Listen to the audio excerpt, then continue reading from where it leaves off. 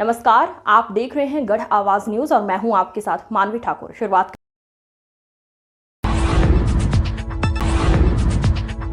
से सफलता तक का सफर। 14 अप्रैल 1891 को मध्य प्रदेश के महू में जन्मे भीमराव जी का शुरुआती जीवन कांटों भरा था। छुआछूत और जातिवाद जैसी कुरीतियों के कारण उन्हें विद्यालय में कक्षा के बाहर बैठना पड़ता था। प्यास लगने पर कोई पानी तक नहीं पिलाता था, लेकिन बाबा साहेब ने इन्हें इन अपमानों को अपनी कमजोरी नहीं बल्कि अपनी ताकत बनाया। तो बाबा साहेब की जयंती मनाना तब सार्थक होगा जब हम उनके बताए रास्तों पर चलेंगे। हम जाति पाति के भेदभाव को खत्म करेंगे और शिक्षा को अपना हथियार बनाएंगे। अंत में मैं बस इतना ही कहना चाहूंगी कि नींद अपनी खोकर जगाया हमको, आंसू अपने गिराकर हंसाया हमको। कभी मत भूलना उस महान इंसान को, जमाना कहता है बाबा साहेब जिनको। जय भीम, जय भारत। जब मैं 3 साल का था तब से जयपुर, अयोध्या। बेटा ने 6th little champion of Bharat और 2 वर्ल्ड रिकॉर्ड, बाकी नेशनल इंटरनेशनल के लिए सेलेक्ट हुआ था, लेकिन हमारे पास उस टाइम पासपोर्ट नहीं था, तो अब हमने पासपोर्ट बनवा लिया है, अब इंटरनेशनल में भी जाएगा। अभी बारे में बताया मैंने 2 वर्ल्ड रिकॉर्ड बनाए हैं इसने, एक मयूर आसन में और एक फास्टेस्ट सूर्य नमस्कार 908 16 मिनट में इसने बनाए हैं। भवन्तु सुखिनः सर्वे सन्तु निरामयाः सर्वे भद्राणि पश्यन्तु मा कश्चित् दुःखभाग् भवेत् इति मंगल कामना सह सर्वेभ्यो नमस्कारम्। आज भारत नामधेय चक्रवर्ती सम्राट भरत की जन्म क्रीड़ा स्थली, महर्षि कर्ण की तपस्थली एवं सिद्ध बलि बाबा के प्रसाद स्वरूप कर्ण नगरी कोटद्वार के इस ऐतिहासिक बालवीय उद्यान के परिसर में डॉक्टर भीमराव अंबेडकर साहब की 135वीं जयंती के शुभ अवसर पर यहाँ पर उपस्थित आप सभी गणमान्य व्यक्तियों का मैं स्वागत अभिनंदन कर रहा हूँ। इस उपलक्ष्य में आज डॉक्टर साहब का जो जन्मदिन हम सब यहाँ पर मना रहे हैं, सभी को विदित है कि डॉक्टर साहब ने, जिनको कि भारत रत्न से भी नवाजा गया, और जब भारत रत्न से नवाजा गया होगा तो निश्चित रूप से आप समझ सकते हैं कि उनके व्यक्तित्व और उनके कृतित्व के उत्कृष्टता को उन्होंने छुआ होगा। और बाबा साहब ने हमेशा जो 3 सर्वश्रेष्ठ बातें कही कि सभी को समान शिक्षा, समानता, समान आर्थिक स्थिति यदि सबकी हो जाए तो मुझे लगता है कि किसी और न्याय की आवश्यकता किसी को पड़ेगी ही नहीं। यदि न्याय सही मिल जाए, आर्थिक स्थिति सबकी सही हो जाए और सभी लोग शिक्षित हो जाए तो मुझे लगता है समाज में कोई बुराई उसके बाद बचने वाली नहीं। आज जो मुझे पूर्व में विषय भी दिया गया, क्योंकि बाबा साहब के बारे में ज्यादातर जो बताया जाता है कि वो father of the Indian constitution है, जो कि हमारे देश के संविधान के रचयिता के प्रमुख रूप में उनका नाम लिया जाता है, लेकिन साथ ही साथ मुझे लगता है कि उनको आज के दिन के साथ 1 मई को भी याद किया जाना चाहिए, क्योंकि 1 मई वर्ल्ड लेबर डे के रूप में मनाया जाता है। पूरे विश्व में इस बात को अंकित किया जाता है, लेकिन हम सबको ध्यान देने की आवश्यकता है कि डॉक्टर साहब का इस और भी बहुत बड़ा योगदान रहा है। आप लेबर इंक्वायरी कमेटी को गठित करते हैं 1940 में, और पूरे भारतवर्ष में किस प्रकार से श्रमिकों की स्थिति है, किस प्रकार से उनसे काम लिया जा रहा है, किस प्रकार का वर्क कल्चर उनको दिया जा रहा है, उस जमाने में उन्होंने सोचा। आप सोचिए, जो उतने पहले उनने उस बात को समझ लिया हो तो आप उनकी गहराई को इस बात से समझ सकते हैं। और इस समिति ने आकलन किया कि श्रमिकों को क्या क्या परेशानियां होती हैं, क्या क्या उनकी नितांत आवश्यकताएं हैं, और उसके आकलन के उपरांत आपको इस बात को समझना होगा कि चाहे न्यूनतम आपके वेज रेट की बात हो, चाहे ईएसआई क्रमिक इंश्योरेंस की बात हो, चाहे मेडिकल लीव की बात हो, चाहे इससे पहले जब तक कि इस कमेटी का गठन नहीं किया गया था तो श्रमिकों को कम से कम 12 घंटे काम करना पड़ता था। जो 8 घंटे का ये स्लैब बनाया गया, इसके भी में भी योगदान डॉक्टर भीमराव अंबेडकर साहब का है। इसके अलावा वो मेंबर रहे वाइसराय द्वारा स्थापित स्पेशल काउंसिल के लिए फॉर द लेबर, और उसके भी वो मेंबर रहे और वहां पर भी उन्होंने भारत के श्रमिकों के लिए बहुत महत्वपूर्ण योगदान दिया। अब जब बात आती है आर्थिकी की, तो आरबीआई का जब गठन हुआ, निश्चित रूप से हिल्टन यंग कमीशन ने के सुझावों पर आरबीआई का गठन हुआ, लेकिन उनके पास भी हिल्टन यंग कमीशन ने भी कहा कि जब हम आरबीआई की स्थापना के लिए अपने सुझाव पेश कर रहे थे तो उनके हाथ में बाबा साहब की किताब थी जिसका नाम था the condition of Indian rupee solution and the problems to it. भारतीय रुपए की स्थिति, जो किताब उन्होंने लिखी थी, उसको पढ़कर उसका संज्ञान लेकर ही उस कमेटी ने रिजर्व बैंक के गठन की भी सिफारिश करी थी। तो कहीं ना कहीं आरबीआई के गठन में भी डॉक्टर साहब का बहुत बड़ा योगदान रहा है। और इसी के साथ साथ डॉक्टर भीमराव अंबेडकर ने, क्योंकि कॉन्स्टिट्यूशन की जब बात होती है, संविधान की जब बात होती है, तो सभी लोग अधिकारों की बात तो कर लेते हैं, लेकिन कर्तव्यों को भी साथ ही साथ उन्होंने उस संविधान में हमको दर्शाया है, इंगित किया है।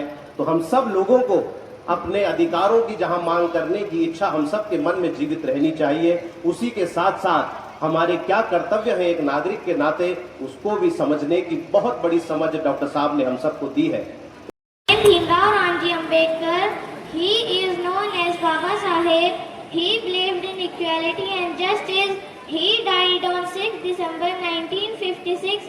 He fought against untouchability and he is the father of Indian Constitution. His life is an inspiration for us. He was the first Law Minister of India. Dr. Bhimrao Ambedkar opposed the caste system and advocated for equality. The most famous slogan is life should be great rather than long. Second one is freedom of mind in the real freedom. जय भीम, जय भारत। तो आप सब लोगों का बहुत बहुत धन्यवाद, बहुत बहुत अभिनंदन कि आप डॉक्टर भीमराव अंबेडकर जी के जन्मदिन के अवसर पर यहाँ पर उपस्थित हुए। धन्यवाद आयोजक गणों का, जिन्होंने बेहतरीन से बेहतरीन पहली बार कोटद्वार शहर के अंतर्गत आप लोगों ने एक नई परंपरा शुरू करते हुए बच्चों का उत्साहवर्धन ही नहीं बल्कि उनके अंदर एक आत्मविश्वास पैदा करने का प्रयास किया। तमाम बच्चों ने बहुत सुंदर सुंदर प्रस्तुतियां यहाँ पर दी, उनको बहुत बहुत धन्यवाद, बहुत बहुत शुभकामनाएं कि अपने जीवन में आगे चलकर डॉक्टर भीमराव अंबेडकर जी के पदचिन्हों पर चलकर समाज को बेहतर दिशा में ले जाने का प्रयास करेंगे। और इस अवसर पर यहाँ पर मौजूद इस शहर के मेयर शैलेंद्र राव जी, पूर्व मेयर, नाम ले लो, मैं अच्छा नहीं लेता हूं लेकिन मेयर का चक्कर चल रहा है तो मैंने कहा पूर्व मेयर हेमलता जी और मीना बचवान जी जो हमारी कांग्रेस के सम्मानित महानगर अध्यक्ष हैं, कि जो इस समय एक कार्यक्रम किया जा रहा है विकास आर्य जी, प्रमोद जी के द्वारा, शिवम भूषण के द्वारा और भारती जी के द्वारा, न जाने कितने लोगों के नाम इसमें हैं जिनको निश्चित रूप से सराहना की जानी चाहिए कि जिन्होंने इस प्रकार के कार्यक्रम को यहाँ पर आयोजित किया। उधर विजय नारायण सिंह जी भी हैं, महावीर सिंह जी भी हैं, ये पुराने लोग हैं कोटद्वार के। क्षेत्रों में विभिन्न वार्डों में अलग अलग ढंग से अपनी सेवा संस्थाओं को चला रहे हैं, उनको संयुक्त रूप से एक कर्म में संजोने का प्रयास किया। इसके लिए मैं आप सब लोगों को बहुत बहुत बधाई, शुभकामना देना चाहता हूँ। कोटला जी, उनका भी धन्यवाद। डॉक्टर भीमराव अंबेडकर जी के बारे में अभी छोटे छोटे बच्चों ने अपने ढंग से जो कुछ भी कहा वो निश्चित रूप से बहुत बहुत बधाई के पात्र हैं बच्चे, चाहे वो सीमा रही हो या अन्य बच्चे रहे हों। और आपने इन बच्चों के माध्यम से यहाँ पर, क्योंकि अल्टीमेटली इन्हीं बच्चों का आने वाले समय में ये कर्णधार में होंगे इस देश के, प्रदेश के, और यही इस देश को, प्रदेश को आगे बढ़ाने में काम भी करेंगे। और ये जो कार्य आपने किया, जॉनी जी के द्वारा भी जहाँ नगर पहुंच रही है तो ऐसे ऐसे नाम लेते रहेंगे बीच बीच में, जैसे आप बीच बीच में हमको बुलवा रहे हैं, तो उससे निश्चित रूप से उनके अंदर ज्ञान अर्जन तो हुआ ही हुआ है। उनके पेरेंट्स को भी बधाई देना चाहता हूं, उनके अध्यापकों को भी बहुत बहुत धन्यवाद देना चाहता हूं कि उन्होंने उनको तराशने का काम किया, उन्होंने उनको सिखाने का प्रयास किया और आपने इस मंच देकर उनको बोलने के लिए जो है उत्साहित किया। इसके लिए निश्चित रूप से इस कार्यक्रम को सबसे बड़ी उपलब्धि यही मानी जानी चाहिए कि आपने इस अवसर पर उन तमाम नौनिहालों को एक मंच देकर उनके भविष्य को रेखांकित करते हुए आगे बढ़ाने का मार्गदर्शन दिया, उसके लिए धन्यवाद। जहां तक डॉक्टर भीमराव अंबेडकर जी की बात है, एक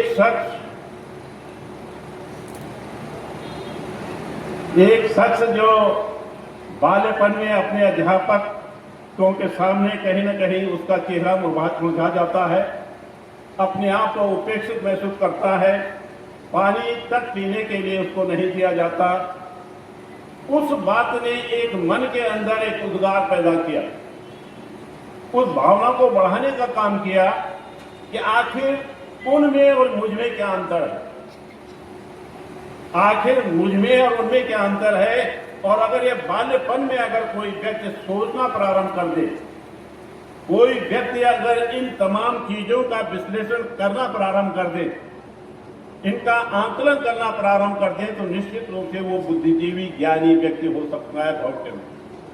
और वही उन्होंने किया कि अपने ज्ञान प्रकाश से तमाम पूरे उन तमाम विद्वत जनों को जो उस समय समूह था, जब आजादी की लड़ाई लड़ी जा रही थी, तमाम लोगों ने अपने जानें कुर्बान कर दी, तमाम लोगों ने अपने आप को इस देश की रक्षा में झोंक दिया।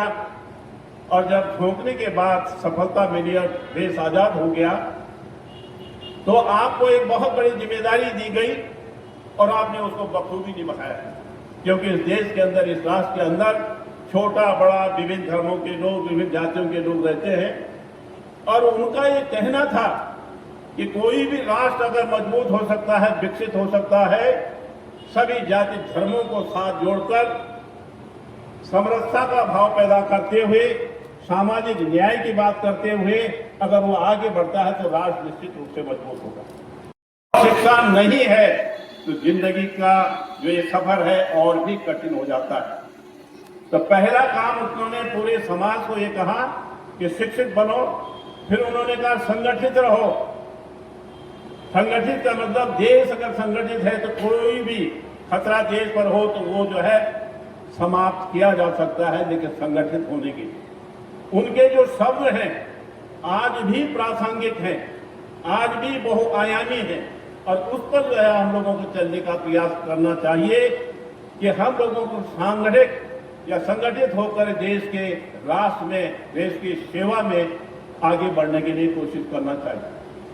उनके पास मौका था, वो चाहते तो वापस विदेश लौट जाते। 4 बच्चे मर गए डॉक्टर अंबेडकर के, पत्नी मर गई, गृहस्थी बर्बाद हो गई।